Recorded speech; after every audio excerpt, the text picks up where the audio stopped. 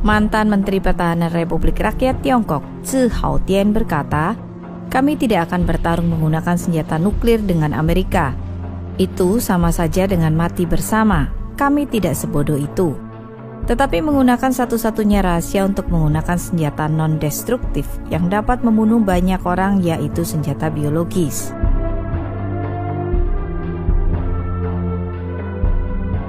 Apakah virus corona Wuhan adalah senjata biologis? Jika demikian, siapa yang membuatnya?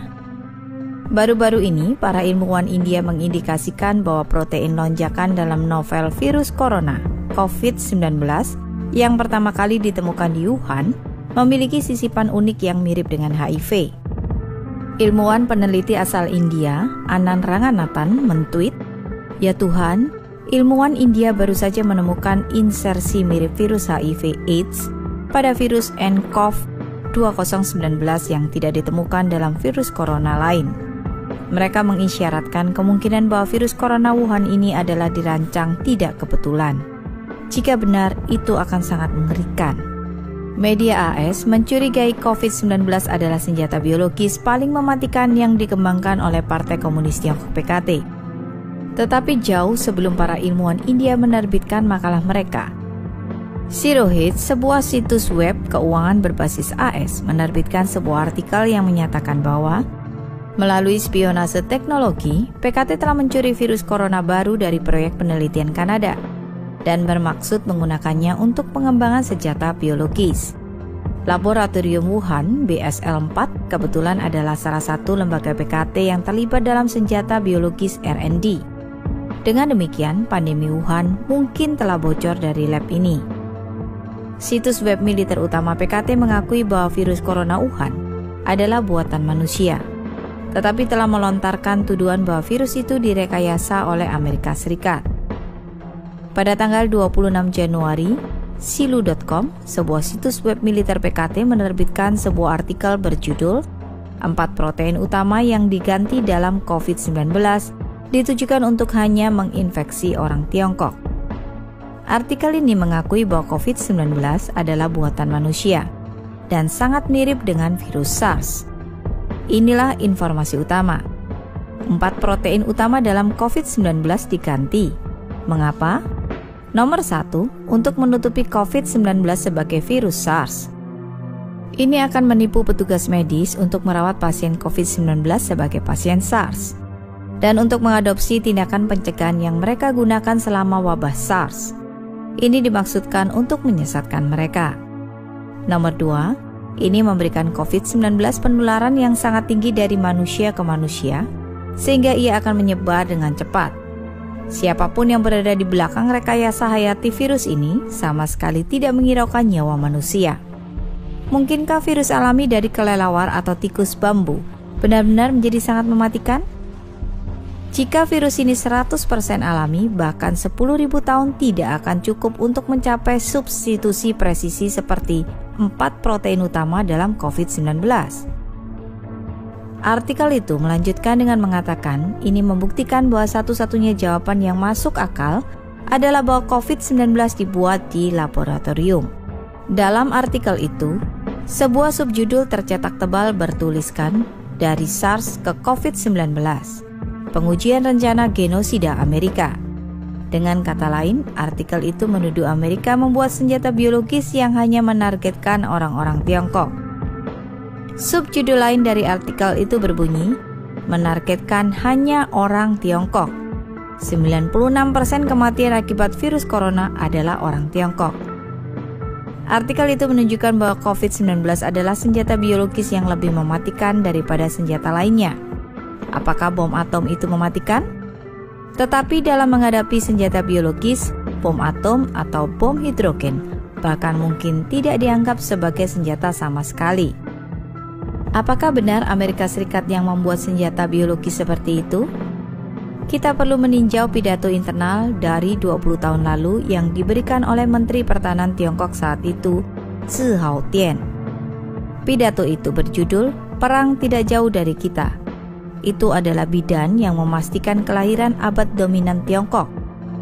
Dalam pidato itu, Zhi membahas rencana jangka panjang yang menjamin peremajaan bangsa Tionghoa. Tzu mengatakan kita harus terus mencengkram 3 isu utama. Pertama, masalah ruang hidup yang dihadapi Tiongkok karena populasi berlebihan yang serius dan lingkungannya yang memburuk.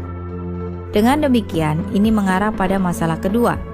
PKT harus mendidik orang-orang Tiongkok untuk go global. Dengan ini, Tzu berarti menaklukkan wilayah baru dan membangun Tiongkok kedua melalui kolonialisme. Dan akhirnya masalah ketiga dan yang paling kritis, masalah bagaimana berurusan dengan Amerika Serikat. Tzu memperingatkan para pendengarnya.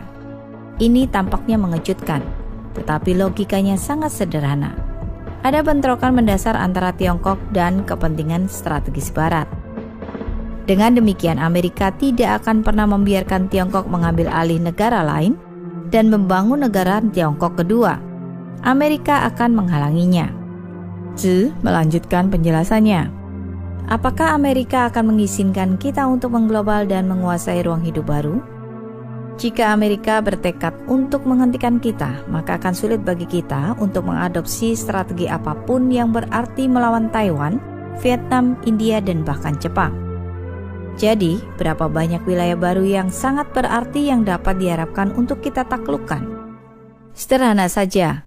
Hanya negara-negara dengan wilayah luas seperti Amerika Serikat, Kanada, dan Australia yang dapat memenuhi kebutuhan kolonialisasi skala besar kita. Tzu Haotian berkata, kami tidak akan bertarung menggunakan senjata nuklir dengan Amerika. Itu sama saja dengan mati bersama. Kami tidak sebodoh itu.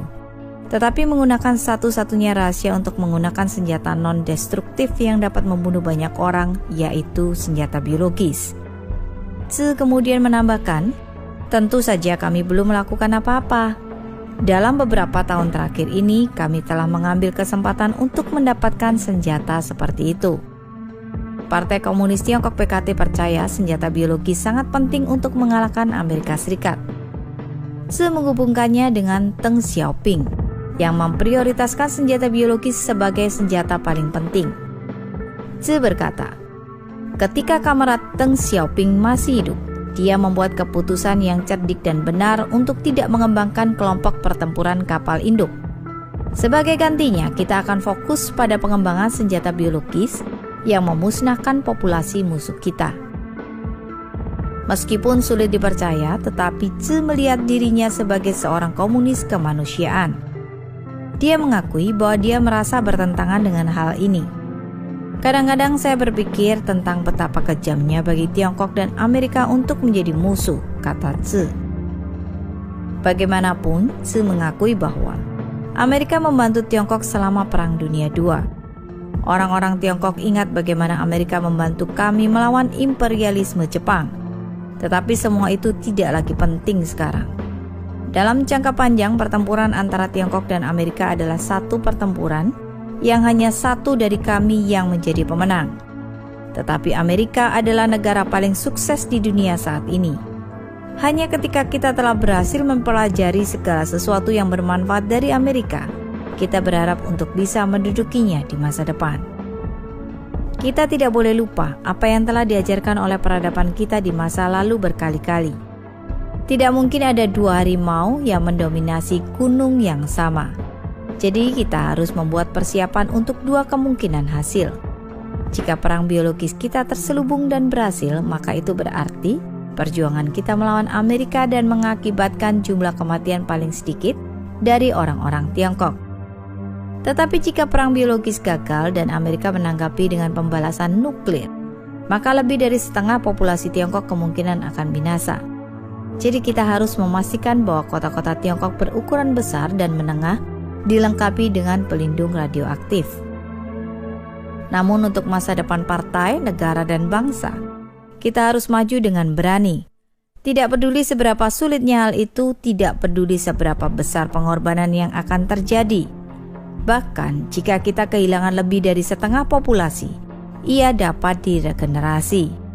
Tetapi begitu Partai Komunis runtuh, semuanya akan berakhir selamanya. Sekarang setelah mengatakan itu, beberapa dari Anda mungkin bertanya-tanya, bagaimana dengan sesama rekan kita di Amerika? Ada beberapa juta dari mereka. Mereka mengatakan, bukankah Anda mengatakan orang-orang Tiongkok tidak akan membantai jenis mereka sendiri? Terhadap hal ini, Tzu berkata, rekan-rekan ini terlalu keras kepala dan tidak terlalu peduli pada kepraktisan. Jika kita bersikeras bahwa orang-orang Tiongkok tidak boleh membantai jenis mereka sendiri, bagaimana kita bisa membebaskan Tiongkok? Selain itu, kebanyakan orang Amerika keturunan Tionghoa menjadi beban bagi kita, dalam arti bahwa mereka telah tenggelam dalam pemikiran bourgeois dan liberal, dan mereka kurang menerima kepemimpinan partai kita. Jika mereka ingin selamat dalam peperangan, nanti kita harus melancarkan kampanye politik untuk menghadapinya dan mengubahnya. Jangan lupa, ketika kita mengalahkan kaum nasionalis Tiongkok Kuomintang dan membebaskan daratan Tiongkok, begitu banyak kaum bourgeois dan intelektual menyambut dan mendukung kita. Meskipun demikian, nantinya kita masih harus membersihkan dan mengubahnya melalui kampanye anti-revolusioner dan anti-kanan. Beberapa sifat alami orang-orang ini tersembunyi sangat dalam. Kami harus mengungkapkan siapa mereka sebenarnya melalui revolusi budaya. Ideologi Barat telah mendominasi dunia. Pemuda-pemuda kita telah dipengaruhi oleh pemikiran Barat tentang penghormatan terhadap kemanusiaan dan hak asasi manusia. Jadi kita tidak tahu pasti apakah orang-orang kita mendukung kita. Jika mereka menentang kita membersihkan Amerika, maka kita pasti harus melakukan langkah-langkah untuk menghadapinya. Karena itu, semua orang mungkin mengerti mengapa kita baru-baru ini memutuskan untuk lebih mempromosikan ateisme. Jika ateisme Barat ingin datang ke Tiongkok untuk melemahkan kita, dan jika orang-orang Tiongkok ingin mendengarkan Tuhan dan mengikutinya, lantas siapa lagi yang dapat mendengarkan kita dan mengikuti kita? Jika orang-orang kita mempertanyakan kemampuan Hu Jintao dalam memerintah dan meminta untuk mendirikan entitas pengawas untuk mengawasi perilakunya, dan jika pengunjung gereja mempertanyakan mengapa kami telah mengambil alih tempat Allah di gereja-gereja mereka, lalu bagaimana mungkin partai kita terus memimpin Tiongkok? Sekarang kita berada pada saat yang kritis, sebanding dengan ketika pasukan revolusioner kita saat itu sedang mempersiapkan diri sebelum menyeberangi sungai Yangtze.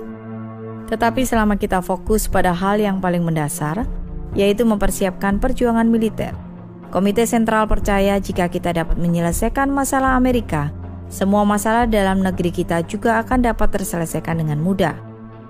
Jadi, di permukaan, persiapan militer kita menargetkan disensor. Tetapi sebenarnya ia menargetkan Amerika. Dan tujuannya jauh melebihi mengalahkan kapal induk dan satelit AS.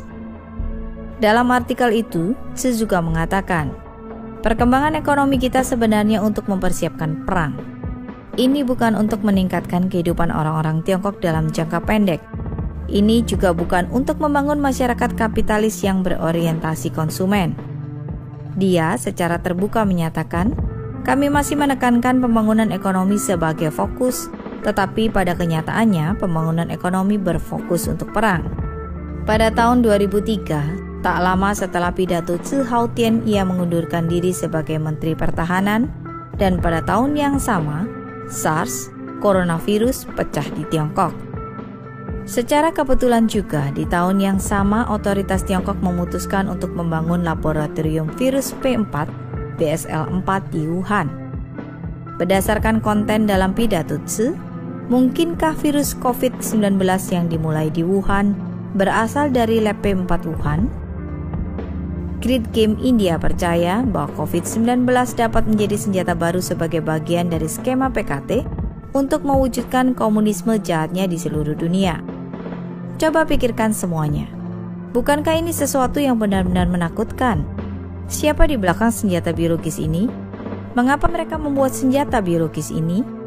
Negara-negara Barat belum memahami motif tersembunyi mengapa Tiongkok ingin ambil bagian dalam membangun laboratorium BSL-4. Seperti yang kita bicarakan, di kota Wuhan yang merupakan kota metropolitan utama di Tiongkok dan tidak jauh dari laboratorium BSL-4 PKT, COVID-19 terus menyebar dan menimbulkan kekacauan. Stephen K. Bannon berkomentar bahwa orang-orang di Barat mengalami kesulitan memahami gagasan bahwa beberapa pemerintah dapat membuat senjata semacam itu di laboratorium, kemudian melepaskan senjata-senjata ini untuk membunuh rakyat mereka sendiri. Ini belum pernah terjadi sebelumnya dalam sejarah manusia, dan pemerintah di Barat tidak bisa mempercayainya. Dan langkah pertama adalah mencari tahu apakah virus corona Wuhan itu alami atau dibuat di laboratorium. Dan jika itu bukan virus alami, jika ada bagian dari itu dibuat di laboratorium, Partai Komunis Tiongkok akan berakhir. Mereka akan runtuh. Dunia akan melawan PKT, termasuk orang-orang Tiongkok. Mereka akan berkata, hal semacam ini tidak akan pernah terjadi lagi.